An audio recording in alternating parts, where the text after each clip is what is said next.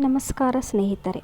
ನಾವು ಸಿನಿಮಾಗಳಲ್ಲಿ ನೋಡೋ ಕನ್ನಡದ ದೊಡ್ಡ ನಟರು ನಿಜ ಜೀವನದಲ್ಲಿ ಎಷ್ಟು ಓದಿದ್ದಾರೆ ಗೊತ್ತಾ?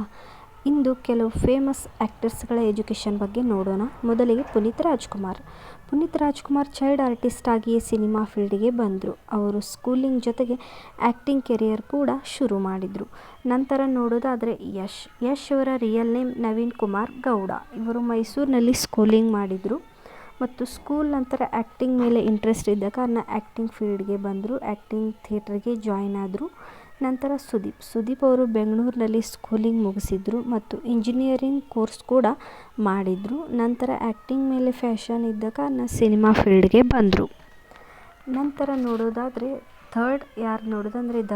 ದರ್ಶನ್ ಅವರು ಸ್ಕೂಲ್ ಎಜುಕೇಷನ್ ಮಾಡಿದರು. ನಂತರ ಆ್ಯಕ್ಟಿಂಗ್ ಟ್ರೈನಿಂಗ್ ತೆಗೆದುಕೊಂಡು ನಂತರ ಫಿಲ್ಮ್ ಇಂಡಸ್ಟ್ರಿಯಲ್ಲಿ ಫ್ಯಾಷನ್ ಆ್ಯಂಡ್ ಇಂಟ್ರೆಸ್ಟ್ ಇದ್ದ ಕಾರಣ ಫೀಲ್ಡ್ಗೆ ಬಂದರು. ನಂತರ ರಕ್ಷಿತ್ ಶೆಟ್ಟಿ ಅವರು ಇಂಜಿನಿಯರಿಂಗ್ ಕಂಪ್ಲೀಟ್ ಮಾಡಿದ್ದಾರೆ. ನಂತರ IT ಜಾಬ್ ಕೂಡ ಮಾಡಿದ್ದಾರೆ. ಆದರೆ ಸಿನಿಮಾ ಫ್ಯಾಷನ್ ಇದ್ದ ಕಾರಣ ಸಿನಿಮಾ ಫೀಲ್ಡ್ಗೆ ಬಂದಿದ್ದಾರೆ.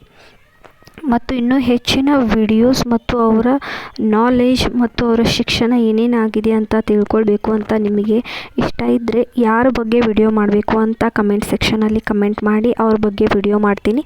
ಹಾಗೆ ನನ್ನ ಚಾನಲ್ನ ಸಬ್ಸ್ಕ್ರೈಬ್ ಮಾಡ್ದೇನೆ ವಿಡಿಯೋ ನೋಡ್ತಿದ್ದೀರಾ, ಸಬ್ಸ್ಕ್ರೈಬ್ ಮಾಡಿ. ಬಾಯ್.